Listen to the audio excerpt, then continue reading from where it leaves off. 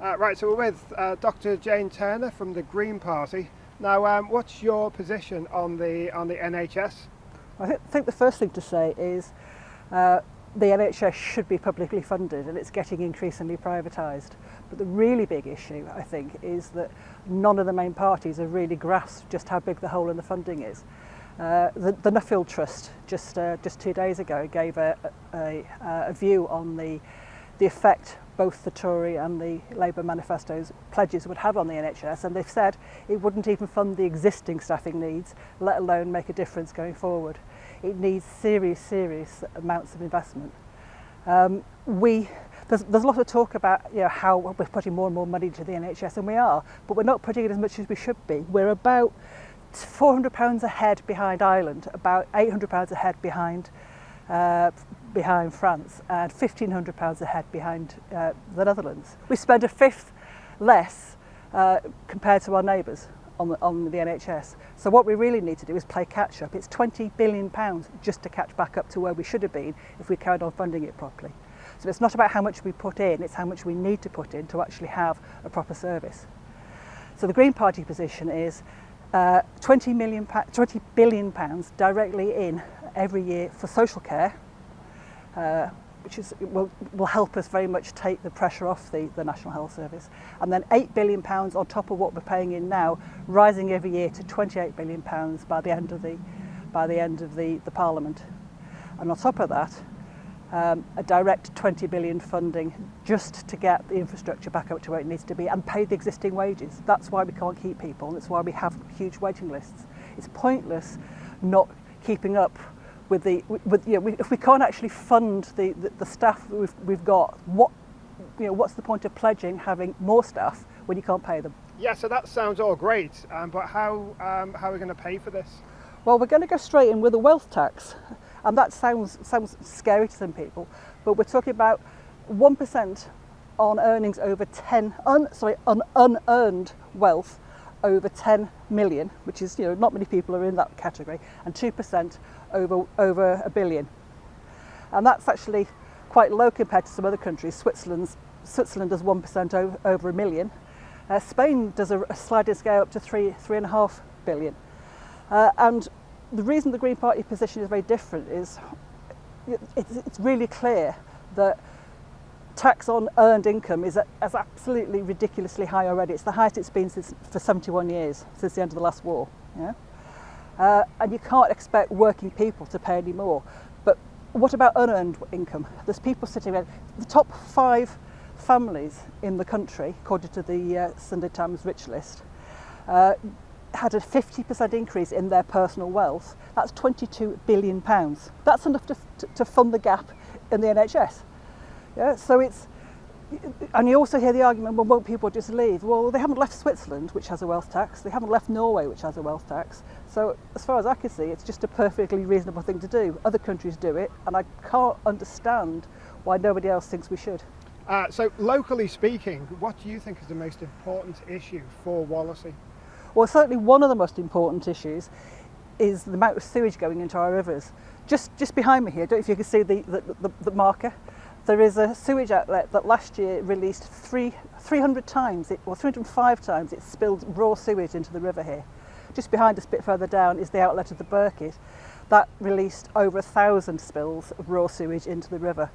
There was a result from a study by Durham University just released this week that said the Mersey is now more polluted than it was in the 80s. There's more sewage in there now than there was in the 1980s, when it was, you could more or less walk across on the floating debris. And it's just ridiculous. And we've got to this position because we have privatised the water industry. We've got the United Utilities who monitor all this and are supposedly dealing with our sewage and our wastewater. They have paid basically all the profits of the eye-watering bills that we pay. They've paid out to shareholder dividends, and the shareholders are in the States and in France. They aren't local people. They are, what they aren't doing is funding let alone the maintenance. They're not doing the maintenance, and they haven't done improvements to the sewage works which we need. And the Green Party policy would be to take it back into public ownership and make sure that all the profits are either given back as bill reductions or put into stopping us pumping sewage into the river. It's outrageous. 2,700 spills into the water around Wallasey. You couldn't believe it. So we've just had a big container ship go past us, and on the sign it said a sustainable future. But what is the cost of going green? Well, it might surprise you that it's actually cheaper than not going green. It's one of the big myths that's put around.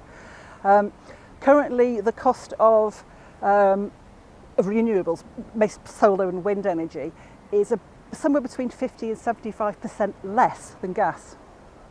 Just let that settle in, less than gas. So switching to those would actually save us money. It would also make us more insulated against sort of gas prices and changing. If Putin gets a bit more excitable and puts the prices up, we wouldn't be affected by it. It would cost, big numbers coming out now, it would cost 62 trillion, that's a big number, to make the entire world renewable. And it would be paid back within 6 years. Can you think of any other investment that you wouldn't take with the 6 year payback to double your money? Yeah?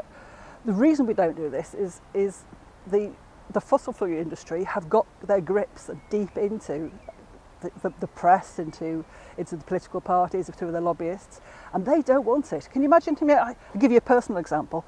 I've got solar panels and a share in a wind farm. I'm a net generator of electricity. I don't pay fuel bills.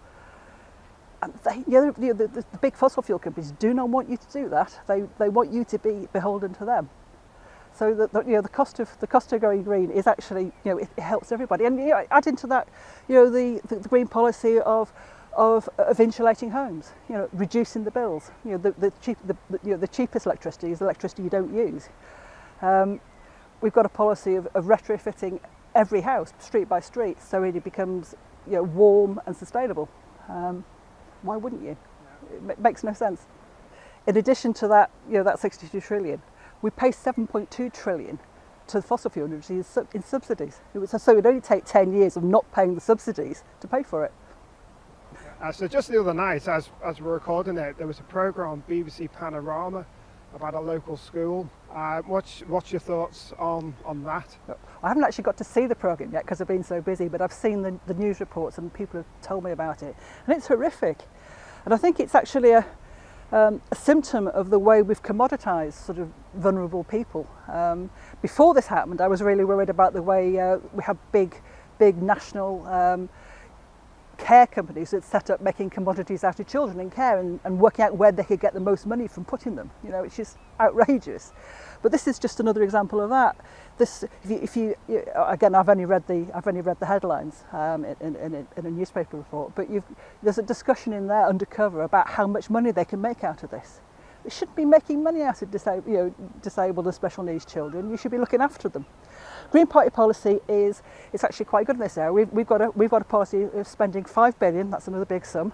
5 billion to integrate special needs children into normal schools, but put the infrastructure and the staff in with them. So rather than concentrate them all and treat them as a commodity, put them back in.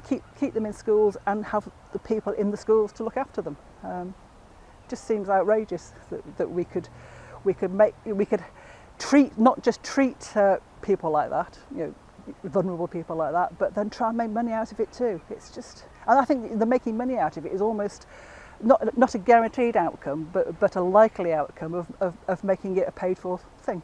2.2 million this council has spent with that school. That's a big sum of money.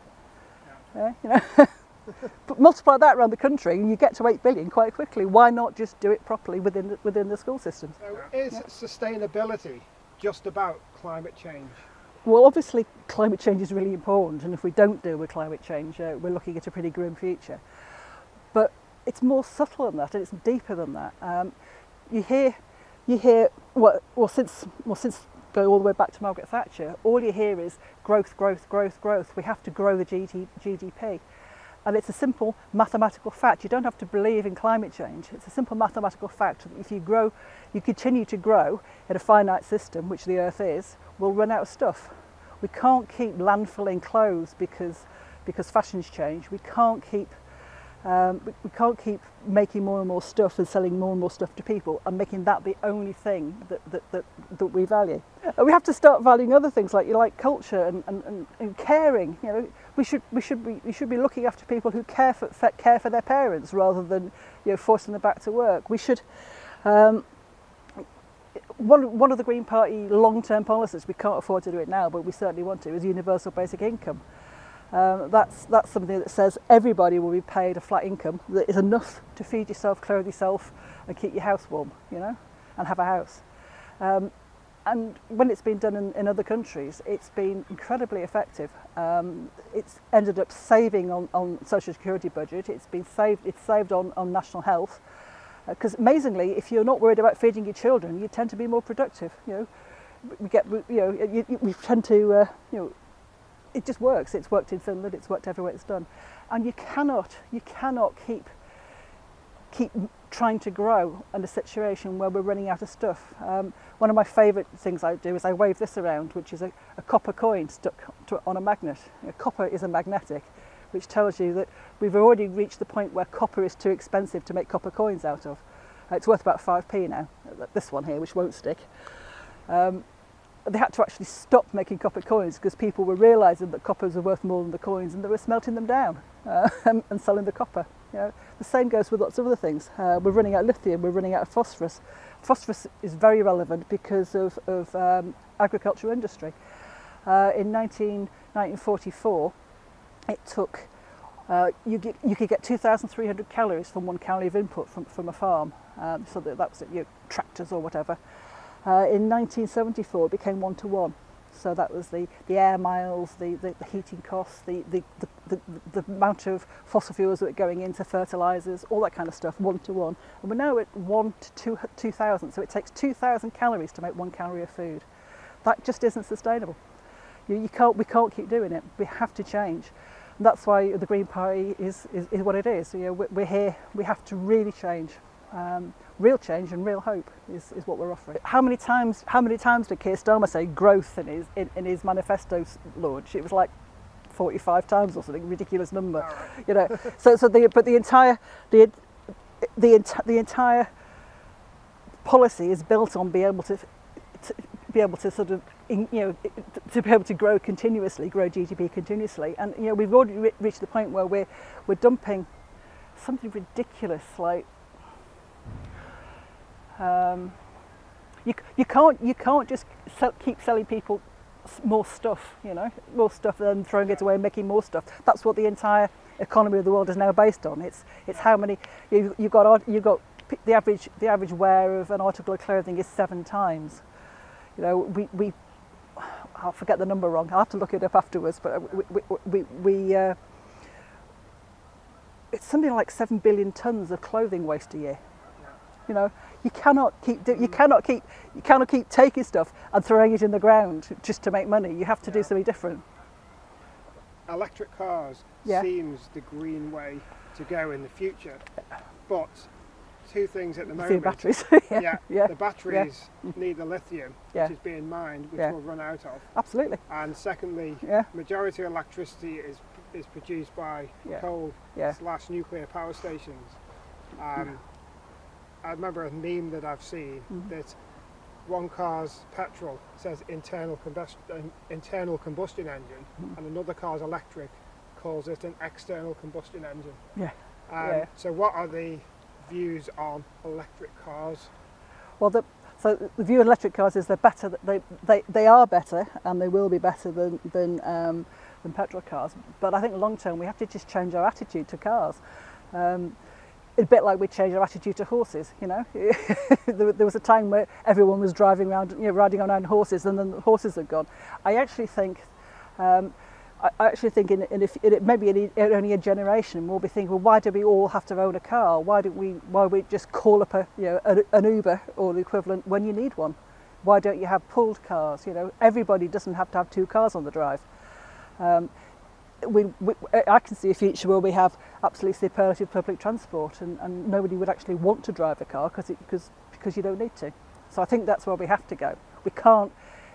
If we cannot have a situation where everybody who currently has a car switches from petrol to electricity. You know, it doesn't work. We're going to run out of lithium and several other rare metals first. But I can see a complete change in attitude to transport. I can see a bus, a bus service, a national bus service visiting everybody who needs a bus, rather than, or maybe it's a smaller electric sort of mini car or something, but something that in the not too distant future, we'll think, why do we want all these cars, So it seems to me that the Green Party is more about attitude than power and money.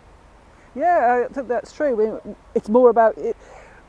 We're people. We're social. We should do things together. We should be encouraged to do things because it's easier, not because it's punitive not to. So if you look at, I don't know if you're aware of the political compass. It's a model that points. You can work out where you are on a political compass in terms of your social and economic factors. The Green Party is more or less on its own now in the bottom left-hand corner, which is non-authoritarian, it's a libertarian. Encourage people to do the right thing rather than punish them for doing the wrong thing. And it's relatively left-wing. Currently, the Labour Party is where Thatcher government used to be. It's like, and there's no, as to where the Conservative Party are, they've gone off the scale to the top right-hand corner. So, but yeah, it's about attitude and caring about the future and having a more sustainable society-based solutions rather than all about the money and the power. Yeah. So good luck in the up-and-coming general election. Mm-hmm. But have you got anything else to say to your constituents around Wallasey? Yeah, I have, which is right. Let's get this worded exactly right. So you're going to have.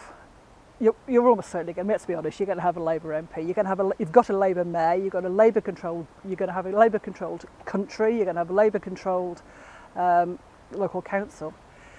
There is absolutely no danger voting for what you believe in. So if you want green, vote green. The only way to vote is to vote for something you don't believe in. I think that's what I had to say. Yeah. Yeah. That's good. Yeah. Okay. Right. Brilliant.